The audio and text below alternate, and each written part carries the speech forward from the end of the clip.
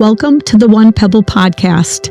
Today in studio, we have Lara Dahl, wife of Mike, mother to Drew and Gage here on earth, and mother to Will and Harry in heaven. Will and Harry passed away at the age of 15 and 11 due to a tragic accident. This is about honoring Will and Harry and the Dahl family. We are going to have the privilege of hearing all about the amazing boys Will and Harry were. We are going to hear Lara's heart, and we're going to learn from her today. We are going to talk about a sportsman's club called Wild Haven being built in honor of Will and Harry. We're also going to visit about an upcoming fundraiser, May 9th, that will raise funds and awareness for Wild Haven. What a privilege to share your boys with the community and with the world. Lara, thank you for being here today. Thank you so much for having me. I'm really honored to be here. Lara, this is difficult. This is vulnerable. But what an honor to be able to sit down with you, to hear your heart, to learn from you. To sit on the bench of grief with you. Again, this conversation is about honoring your boys and honoring your family. Lara, you and Mike are living through Jamie and I's worst fear, the fear of losing a child. And unless someone walked in your shoes and experienced your pain, they would never understand how difficult the journey you've been on and that you're on.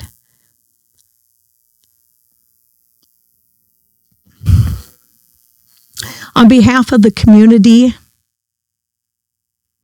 people listening across the world, our deepest sympathy to you, to Mike, to Gage, to Drew. Some people know your family and they know about the story. Some people were able to listen to the WCCO story. But I'd like you to tell us about your family of four, and I'd like you to start from the beginning and tell the listeners about the story for the people that have not had a chance to hear. Gage is doing as best as he can. He is starting his life outside of high school, and he's been in college for 2 years. He graduates in May, and he's got a really good group of friends that keep him busy and are there for him. And he'll be an electrician, and he's just starting his life, and I couldn't be more proud of him. Drew, he's doing good.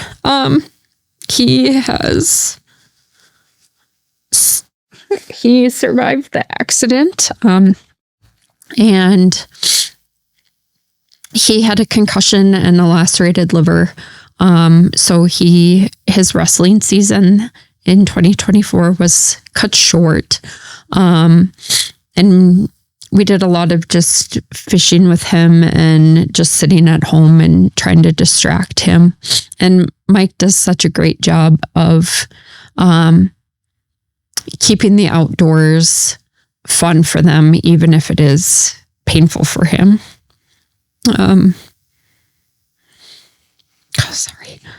Deer hunting is his passion.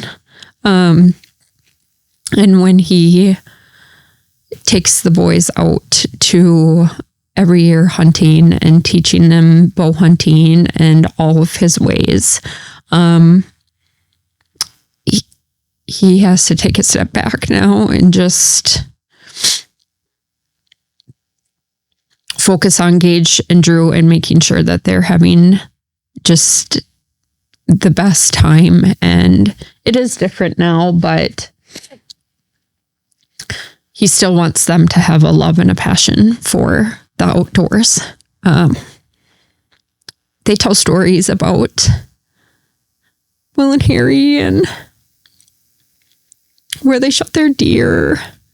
North Dakota was they go to North Dakota every year over MEA duck hunting. And it was the one place that it was just a boys only trip. And so that was really hard it still is hard every year that they go. But he's doing it for them. If it wasn't for Gage and Drew, I don't know. He would have lost all of that drive and all of that passion. Drew is still in wrestling. He's had a tough season this year, but it's not really about the wins or the losses. It's not having his brothers on the side of the mat. I'm sorry.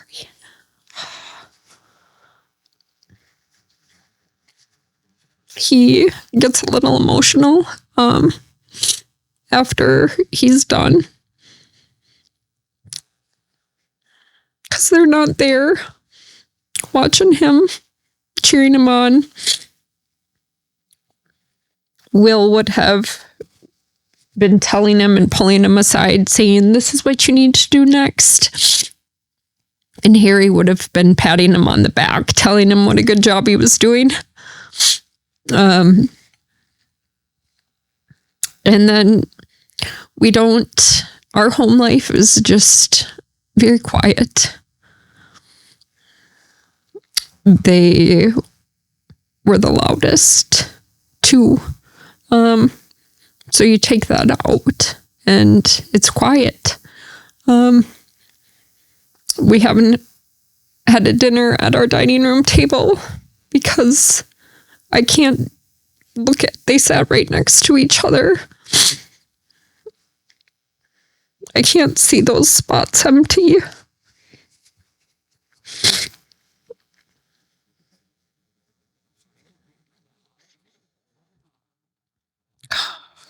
So we eat at our island, and I still try to make it as best for Gage and Drew as I can, asking them how their day was and laughing and just trying to be normal.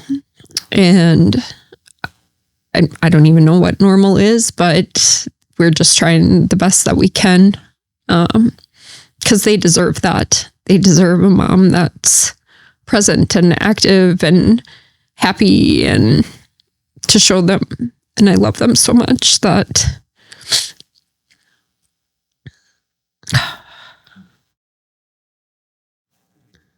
it's just walking that line between being joy and always having your foot in heartbreak as well. So trying to find that balance is sometimes a struggle, but I'll never let Gage and Drew see that. And Mike and I just have an understanding that some days are just harder than others, and that we just need to give each other grace and be there for each other on those bad days when we're so stuck in sadness. The day of the accident, we had woke up and gone to church. Harry, Drew, and I did. I was teaching Sunday school, so it was our first Sunday back after Christmas vacation. And we were looking for stars from the three wise men. We had hid stars, and Harry was he was wild that day. He was very running around the church trying to find as many as he could. And then after Sunday school, we decided just to skip church to go home, and I was going to work on year end for Mike's business, and they were going to go out and look for shed antlers and button up the deer stands, because it had been a warmer than normal winter, and we couldn't ice fish because the lakes were still open. So they were going to just kind of go hang out in the woods and see what the land was doing and how everything was doing. I usually don't go with on those days, and all the boys and Mike had said, Lara, you should just close everything up. It'll be there when you get back. And I decided to come with, and that, like I said, that never happened. So I believe that was a total God thing, that you need to spend this time with your family, because it would never happen. All 6 of us would never be together again after that. We loaded the Ranger on the trailer and took it to the Sunberg land. And all of the boys showed me where they had gotten their deer. I was there when Harrison found his, and then the night that Will got his deer also. And so we looked to see at the deer stands and tried to find some shed antlers. And we had stopped at Pete's before we had gone out there and got something to drink and a little snack, and just spent the day just driving around out there. And ended up getting out late to be around 3:30. And Mike's like, well, we have one more spot we could go, or do you just want to pack up and go home? I'm like, well, let's just pack up and go home, because then I can cook supper and they have school the next morning. So let's just go home. So we made our way back to the truck, and Will had asked if he could drive the Ranger back to the house. And that was something that they had done all the time. They would take the Ranger from the house and drive out to the land, and he knew where to go and what to do. So it wasn't a big deal. Gage was very, very cold. His hands were like turning blue. So he's like, I'm not going to go with. So Will got in the driver's, Harry was in the passenger, and Drew sat in the back. And I remember telling them, make sure you put your seatbelts on and drive safe. And I said, I love you. And they took off. We had gone home, and we had made it home. I started cooking supper, and it just had felt like they had been gone, and it was taking them so long. And I remember telling Mike, he was looking at his trail cam pictures with Gage, and I said, what is taking them so long? And Mike's like, I'm sure they found something in the ditch that they were looking, they probably saw a dead animal or something like that in the ditch, and they were taking a look at it. And it wasn't even 5 minutes later, Mike's phone had rang, and it was a sheriff deputy saying that the boys were in an accident and that we needed to get there as fast as we could. It was 4 miles down the road, and I just remember telling Mike, I grabbed my coat, I grabbed my hat. I don't even remember if I left the stove on or not. It was just Gage stayed and just kind of took over.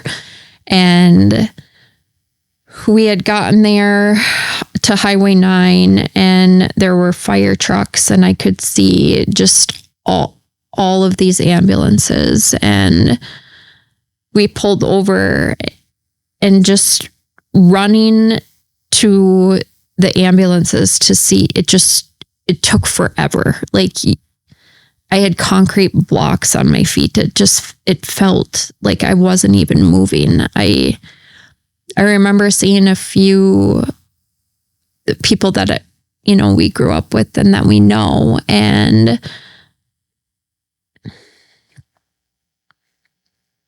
I'm so thankful for them, for being there. And it can't be easy for them to come up on an accident where these kids, your kids go to school with these kids. Some of our really close friends are firemen and first responders, and for them to see that and to help them, I'm just very thankful for them.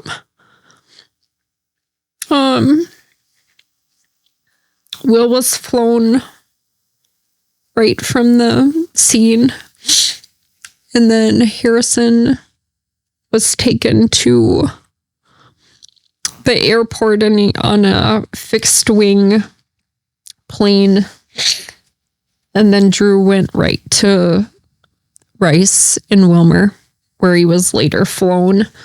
Mike and I drove to Children's Hospital. It was just, I still have a hard time driving on that. It just brings everything back. But when we had got there, Will was already up in his room, and Harry had just gotten there and was having imaging done, and they were going to take him into surgery to drain the fluid out of his brain. And then Drew had gotten there sometime afterwards. But it wasn't very long after the doctor had told us that Will wasn't going to make it. He hit his head too hard. And Harry was they were watching him and trying to get his swelling to go down. They had the best nurses and doctors. Harrison's nurse was unbelievably fabulous. She prayed with us, and she actually is from the vacationed here when she was younger, so she knew right where Newland and Spicer is. And she was brushing his teeth one day, and I was telling her about the story on how I would gel his hair every Sunday. They couldn't wear hats to church. Was the one day that they can't wear a hat. That Christmas and Thanksgiving and Easter, they could never wear hats. And so I would gel his hair, and I would always make him close his eyes, because then I would steal a kiss from him, because he was one that did not like to hug or anything like that. So that was like my only opportunity that I got to do that. And I was telling her this story, and she had whispered to him that I'm brushing your teeth so your mom can give you a kiss. And he turned his head away from her after she had said that. And we both looked at each other, and we just smiled and laughed, because it was just a coincidence, or a God incidence, as I say, that he did that. She had said it was just involuntary, but I just like to think that he didn't want me to give him a kiss.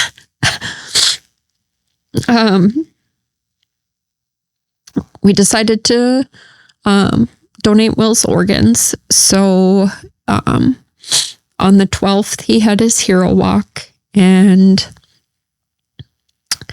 his heart went to a 62-year-old man in Nebraska. And I've heard from him. He had written a letter saying that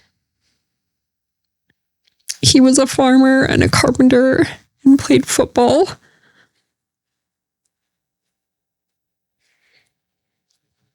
And he had 3 kids and a wife. And he had a massive heart attack that literally blew a hole in his heart. And they were so thankful that they had gotten the call that there was a heart for him.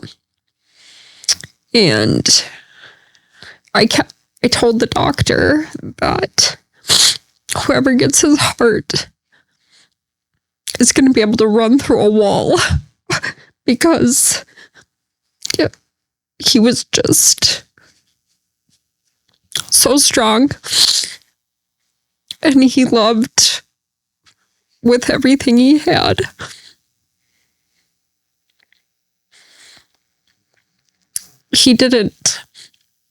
He ended up passing away 6 months after the transplant because he ended up getting an infection and he just couldn't fight it off. His wife had written to us months later saying that he also tried so hard to stay healthy and followed all of the doctor's protocols and took all of his medication, and that virus he couldn't fight it. The rest of Will's organs, his lungs went to, I believe, a woman, but his liver went to a 14-year-old boy. We haven't heard from them. And I can't imagine how that feels for those people also. I'm so thankful to be alive, but somebody had to die for me to live. And then there was a girl that had gotten some type of muscular tissue, and she was a snowboarder and very athletic. She wrote in her letter, and she now is able to do all those things because of Will. It's just, Will was very, very athletic, just naturally, just a natural athlete. And to have those go to other athletes that it's their passion is just, it's amazing. I'm so glad that they're able to do those things because that's exactly what he would have wanted. And then Harrison was showing improvements, and our family had left. Gage and Drew ended up going back home, and he had taken a toll that evening. Just his heart and his brain weren't talking. And the doctor had said that he would never be the same and that he can't be on this medication because it would shut everything else down. He fought so hard, but he couldn't.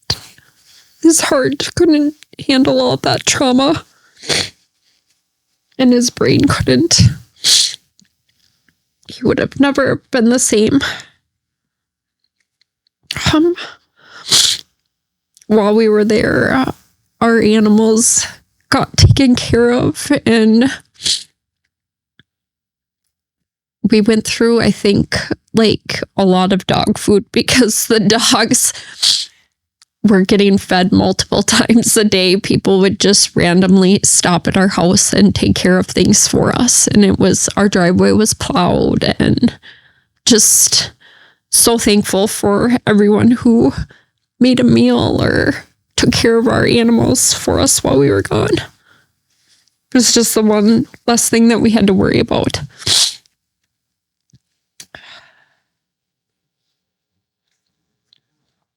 We had unbelievable support from everyone in our community and beyond.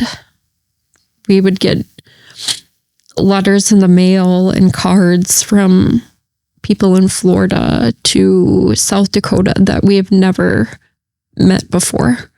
It was unbelievable. I'm so thankful for them. Just for sending a kind word and their thoughts and prayers. Nothing went unnoticed. Nothing did.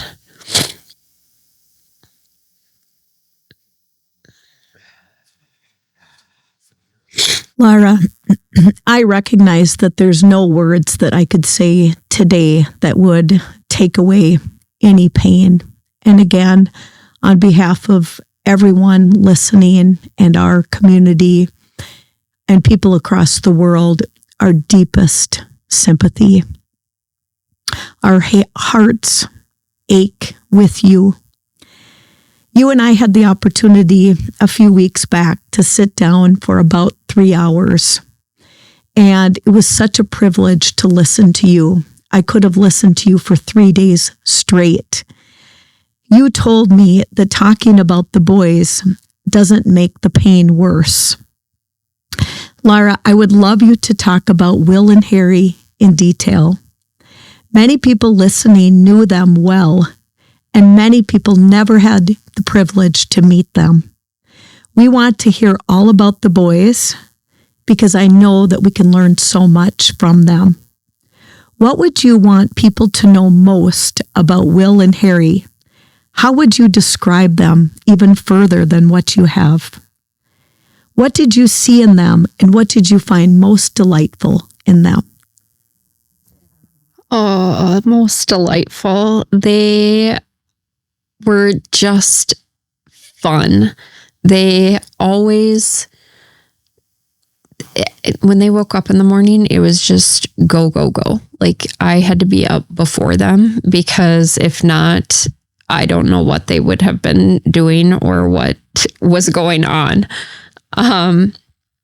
They had a little bit of mischief in them, and they just, everything was an adventure. Everything was. They made even the rainiest day just full of sunshine.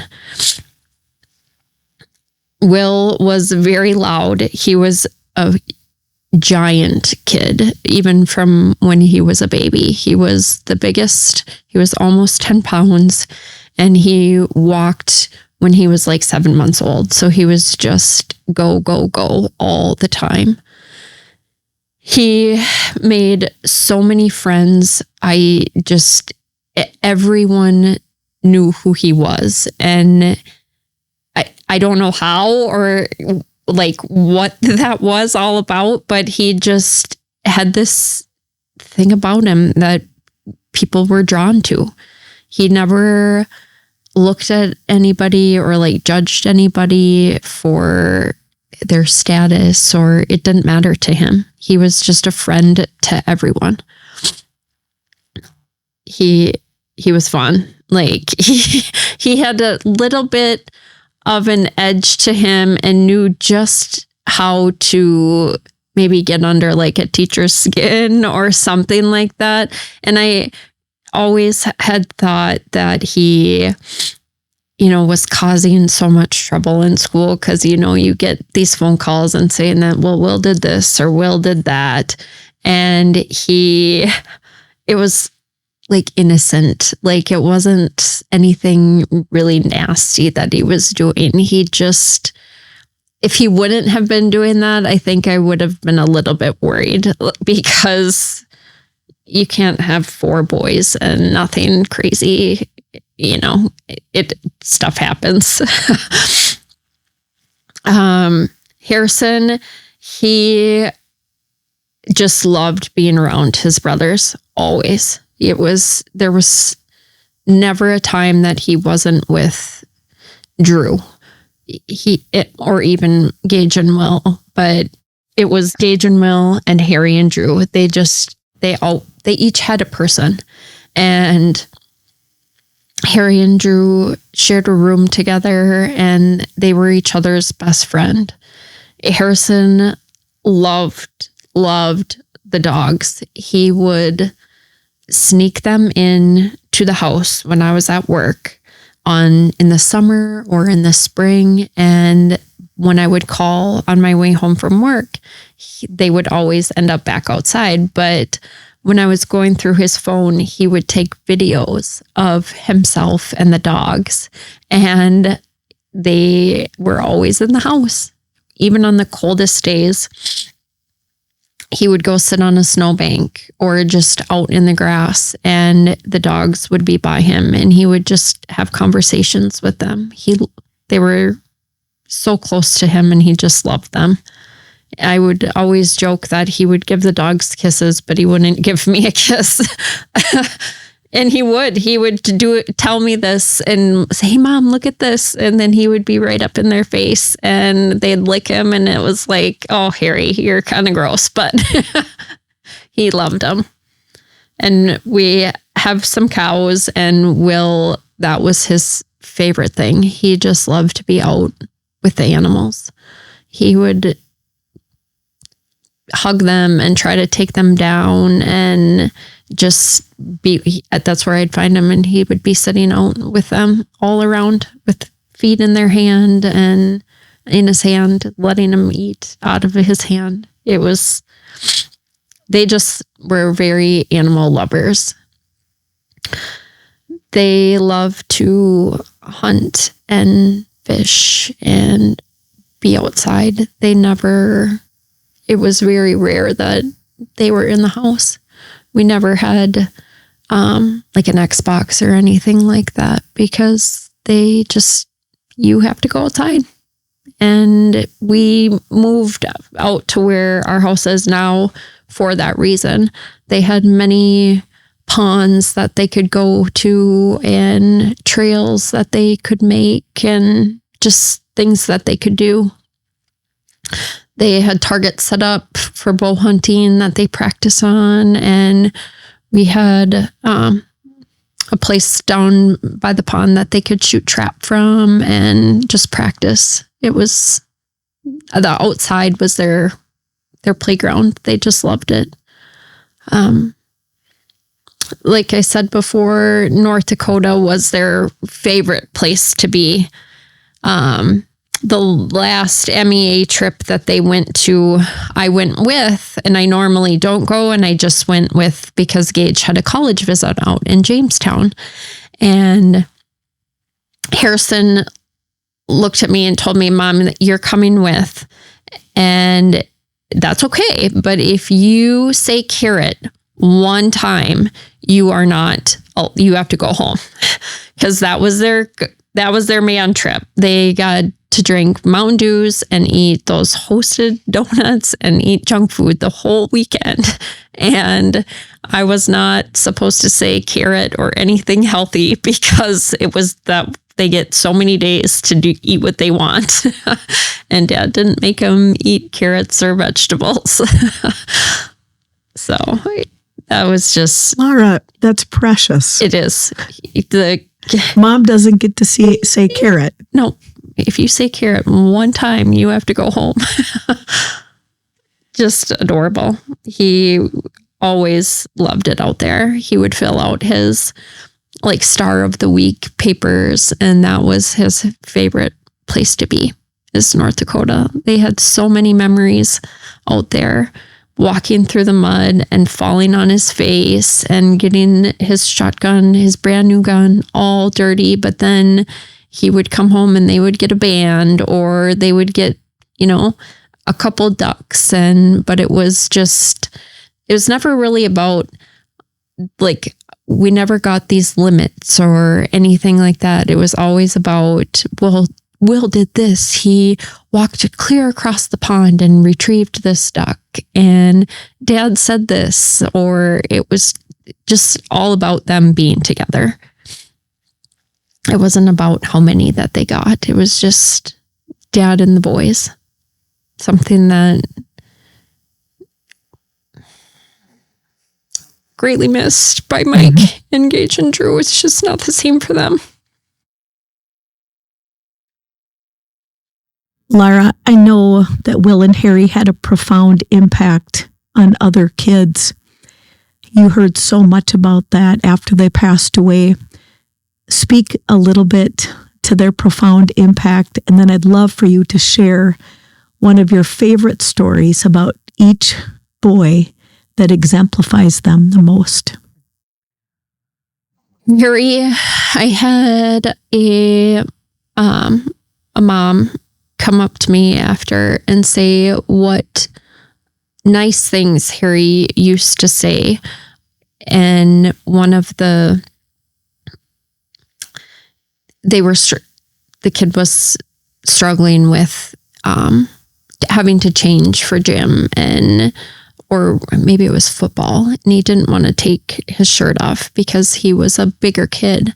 And Harry had said, well, I do it and I don't care what people think. And he took his shirt off and like hammered on his belly. And it was just, he made that boy feel comfortable with himself. And your body image doesn't matter. It's all about what's inside. God makes us all different. And I told all the boys that, like, you're in your baby fat right now. What you're looking at, what you look like right now is not what you are going to look like when you're older. And it doesn't matter. It's all about what's inside. And there were some numerous moms again that had said how he had given their children confidence to get out on the wrestling mat. We will never be able to measure the impact of Will and Harry here on earth.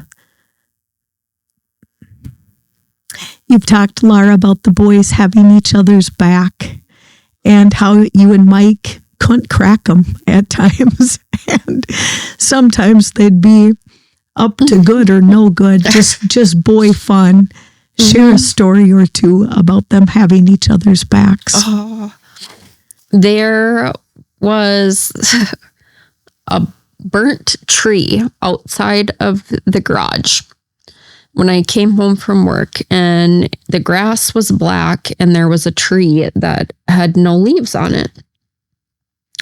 And that just doesn't happen. That doesn't happen. So I asked them all what happened, and nobody knew. Like, we don't know what happened here. And so I said, well, we'll just wait till your dad gets home and he will ask you. And he got the same response. And it was, we don't know what happened. Well, the tree just doesn't start on fire itself. Like, how did this happen? And Mike interrogated them one by one and all together. And I think it took a week for them. I'm pretty sure it was Harrison who cracked. And they never, if one had something, then they all had each other's back. Like, they were not going to cave until who had started that. Turns out it was a box that Harry and Drew had lit on fire, and it got away from them, and they tried to put it out with carrying buckets of water, and they ended up getting it out. But it was just, boys, one of you just tell us who did it. And they did not. They had each other's back.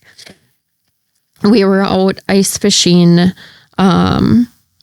the night that Mike and Will had gone out to the land to go bow hunting, the night that Will shot his first buck.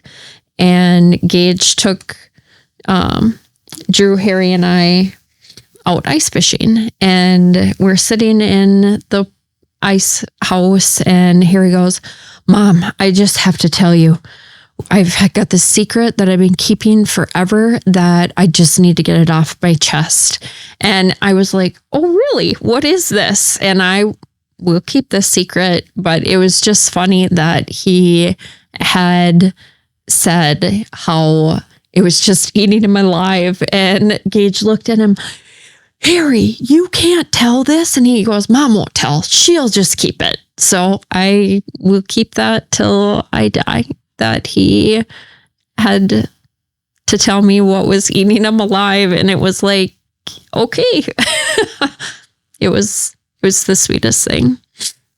I miss those times when it was just,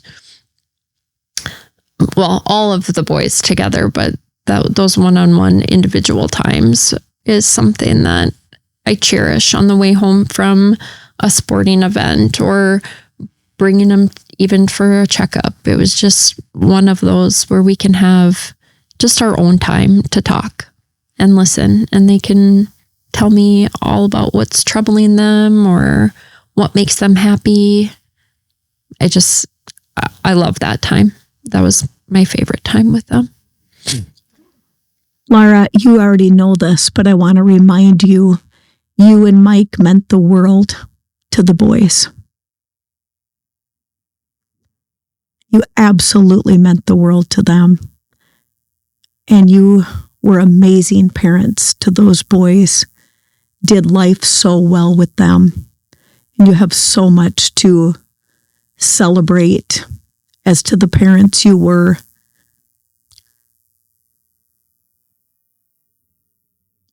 I couldn't be more proud with my mom hat on of the mom that you are, and the dad that Mike is, and the parents that you were to Will and Harry. Lara, as Christians, death doesn't have the final word, and the grave is not the end of the story. God's tapestry, we often cannot see this side of heaven. Although way too short, the boys impacted the world for the better. Lara, something that amazes me about you and Mike, and a really good friend of yours told me this. You could have taken the bitter road. There were so many roads that you could have taken, but you didn't. Your faith is strong. You are the mom that even shows up at wrestling meets for the other boys.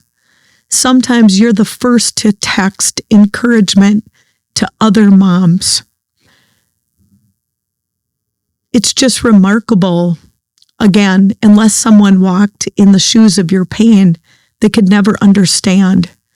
But alongside of the pain, you continue to show up. You continue to choose faith. You continue to choose not being bitter and celebrating the lives of others. Your spirit, your soul, the humanity of who you are and Mike is, it is so beautiful. Will you speak to what that looks like and feels like, and how beautiful and difficult that road is? Those kids mean the world to us. The cards that and it was even before that, the accident, and the cards that they wrote, they're just, you as parents should be very, very proud of your kids. The things that they had said,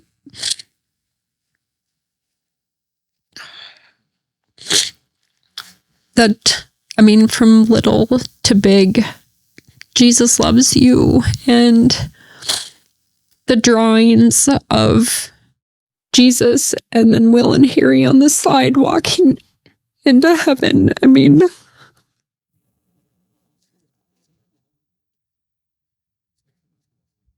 it took time for them to, and it comes from their heart.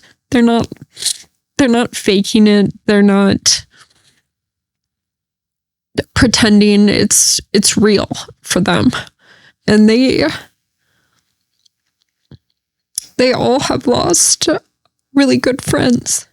When I go to the cemetery, I see little trinkets that are left. One of Harrison's very best friends had braces and got him off, and the first thing that he did was went and had a candy bar and brought a Mountain Dew and had a Mountain Dew for Harry, and he had sat there and eaten it. And on the Mountain Dew bottle is a piece of paper taped saying that, Harry, I miss you so much and I wish you were here. I can't take that stuff down, because that's an 11, 12-year-old boy that's grieving. That's the only way he knew how to do it. And for them to express that and to have a place to go, they need that. And for the last 2 years, we've gone on an ice fishing trip with Will's friends. They lined it up. They picked the lake and they just told us where to go. And as painful as it is to watch them get older, it means the world to us, because they still want to be around us and to hang out with us, and that just shows that they care. And I'll never tell them no. I will always go with. Same with Mike. We haven't caught much, but it's just fun to see them grow up and to live their lives and to be the good kids that they are. Lara, speak to walking with the Lord during grief. I don't know how I could do it without my faith. It's having hope that we'll see them again and that they're with Jesus in paradise. It's just, I can't imagine what that is like, as my mind goes to, you're sitting next to Jesus and listening to him. His arms are around you. It's unbelievable.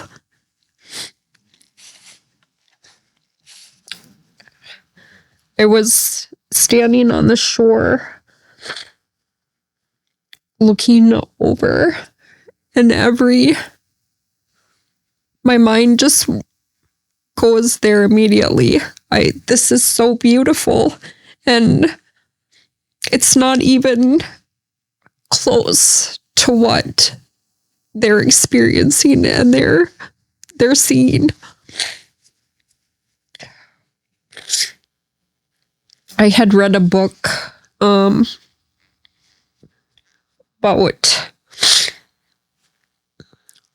just right after the funeral, and I'm not one for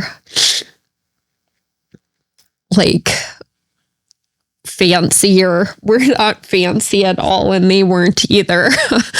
They would rarely tell me that they had holes in their shoes and that they needed new ones. And I would be sitting at church and I'd look down and I was like, boys, you have to tell me when you need new shoes, because I don't know this. And I just think, like, what is heaven like? We won't know until we get there. Is it all the gold and beauty, or is it, I'm thinking right up there, Allie, is going to be a dirt road, and I don't know. I just think it's perfection. They have no pain. They have no suffering.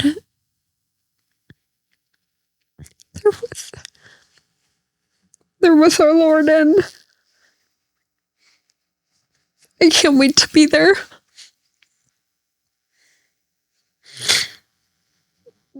It's what gets me through this. Because if I didn't have that, I could see where you could go down a terrible, terrible path. And there have been days I don't like to be angry. And there was a day that I was having a really bad day. And I was really angry, and I was like, God, why did you do this to us? Why? And it was like, when I get there, I am just going to like chew you a new one. And after I was done with my little fit, I was like, Lara, it's not even going to matter. Like, you're going to be there, and it's eternity. And what happens here is just a blink, and you'll be with them again. And I cannot wait. I can't wait for that. But right now I have to be here. I have a purpose here. To be a mom, to be a friend, to be a disciple of Christ. And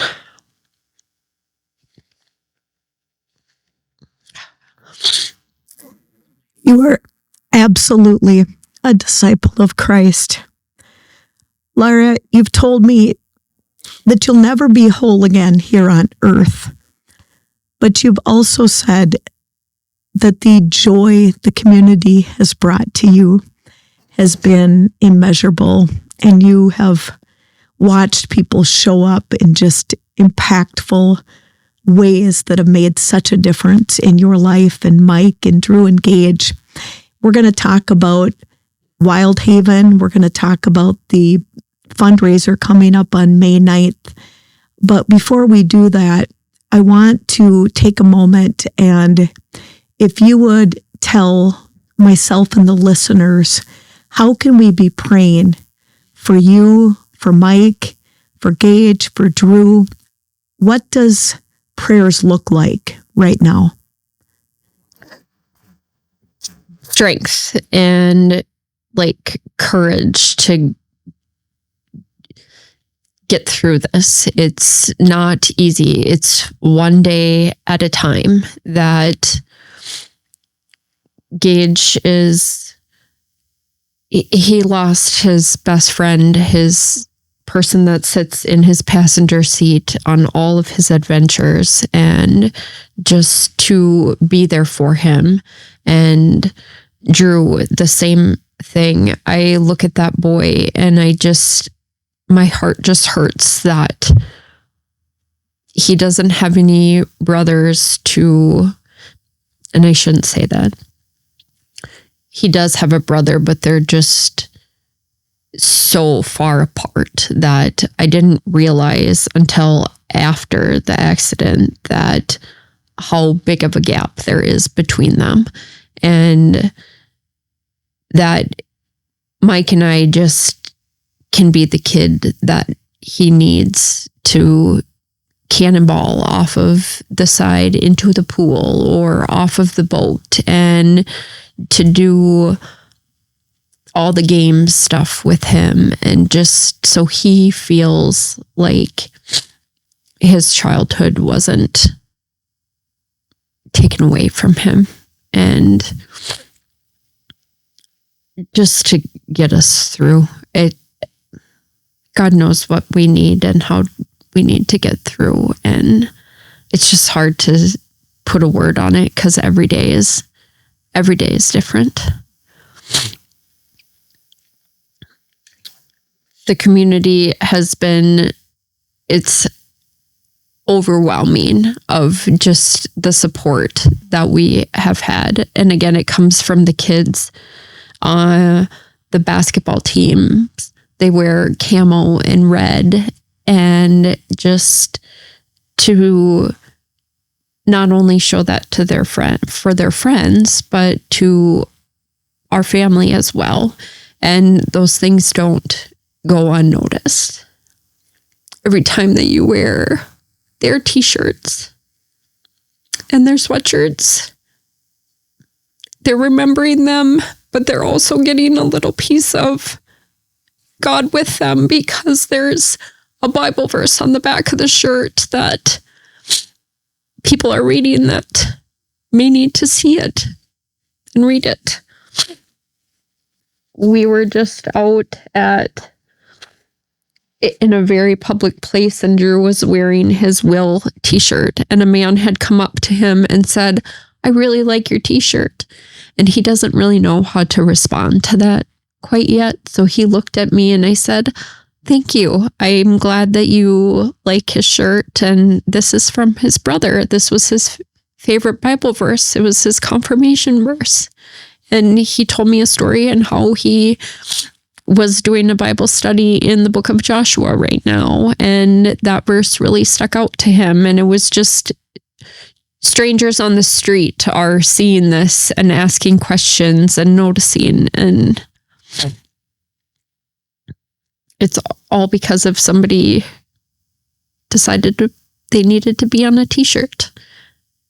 And I'm so glad that they're wearing them and asking to make more and where we can get them, and a patch on a hat or a sticker on a football helmet or a temporary tattoo with their initials on their side for the wrestling team. It's just the bracelets that we have. We're just thankful. And we could never repay anybody for that. And I know that's, people don't want that, but to be on the receiving end is really, it's hard for me and Mike because we don't ask for help much. If we ask for help, then you know that we need it. So we are very, very, very thankful. Lara, people love you and love your family beyond measure. It's a joy for people to support you, care about you, get behind you.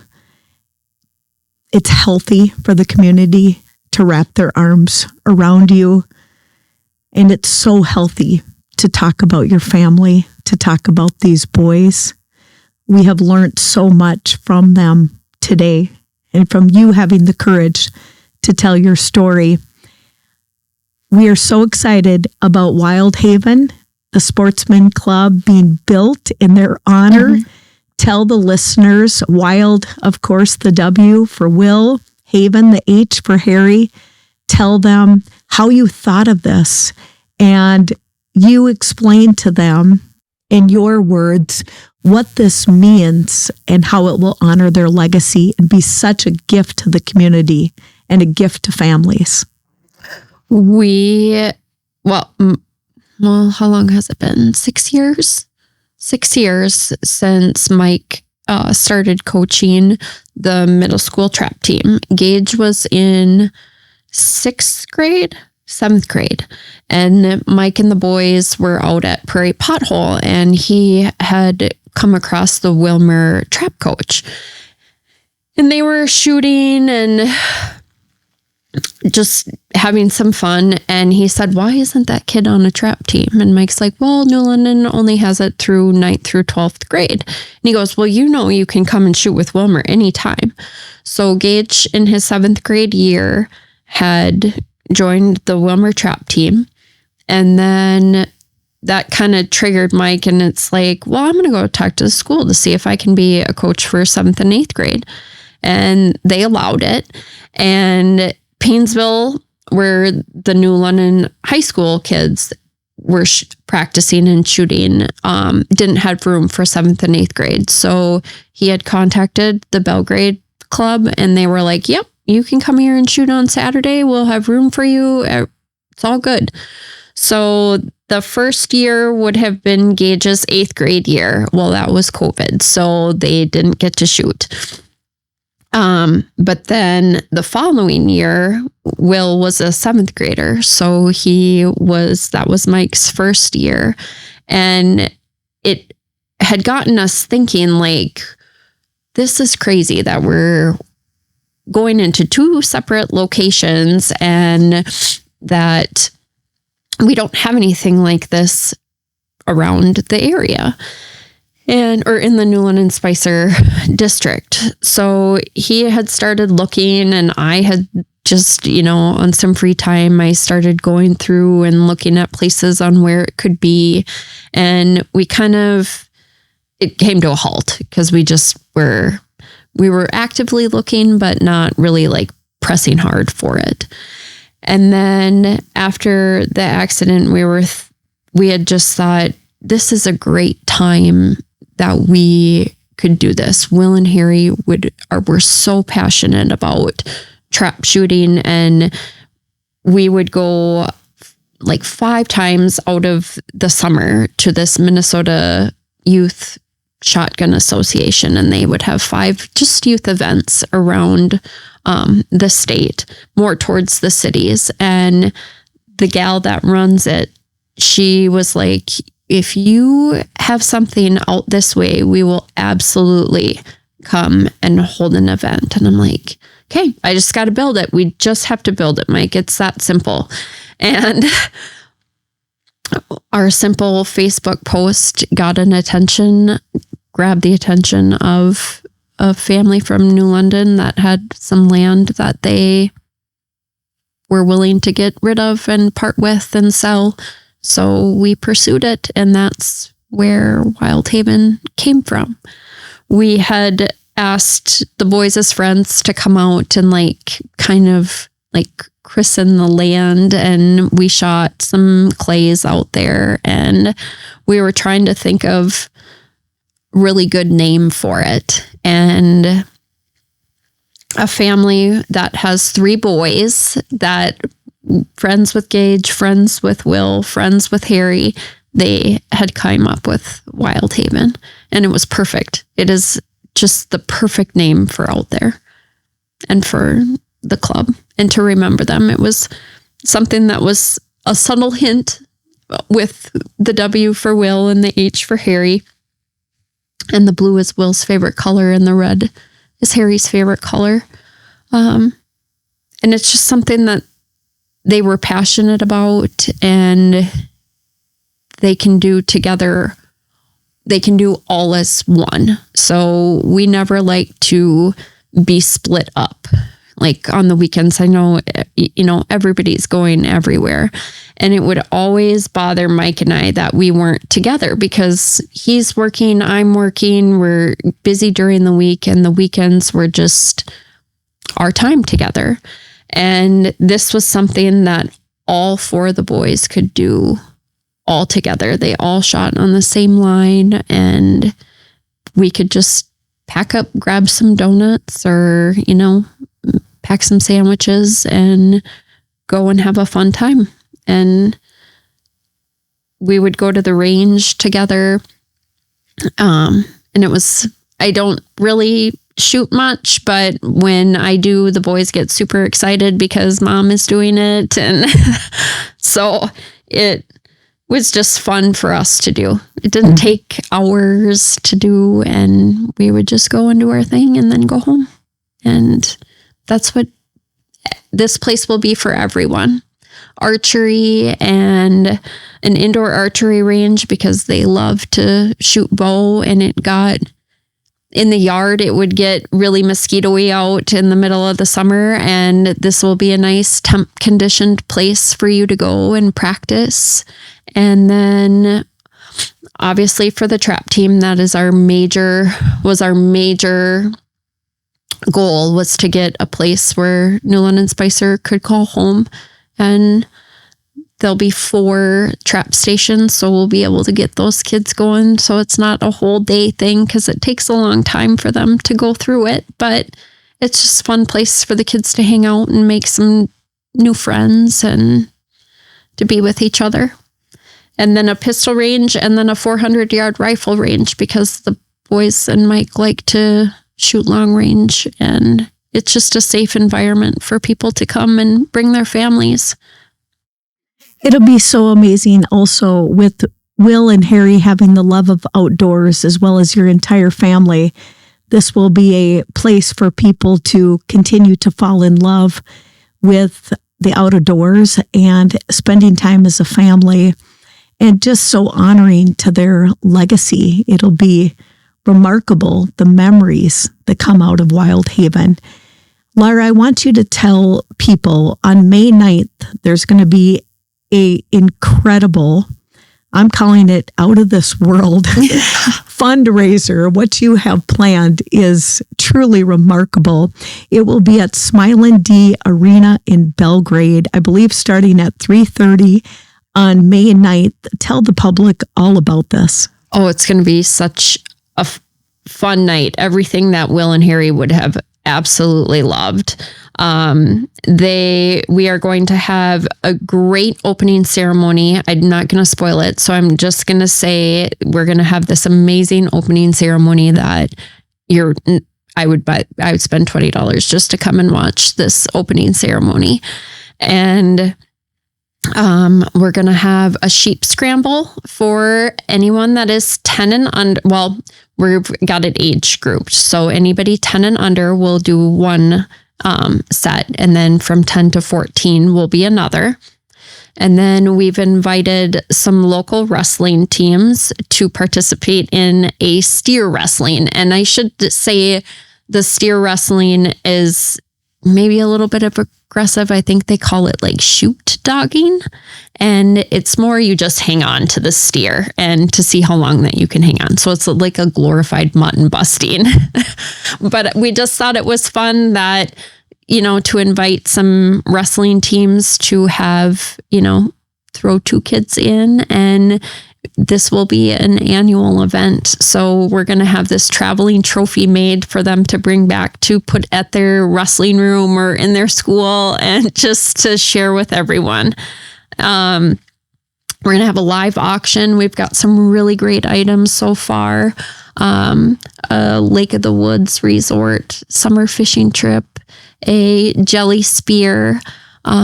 So it's just really exciting. We're also going to have some game tables where you can pluck a duck or shoot a basket for the little kids and get your name in a prize. And we've got some really great prizes so far and a lot of really great donors. We're so thankful for all the people that have,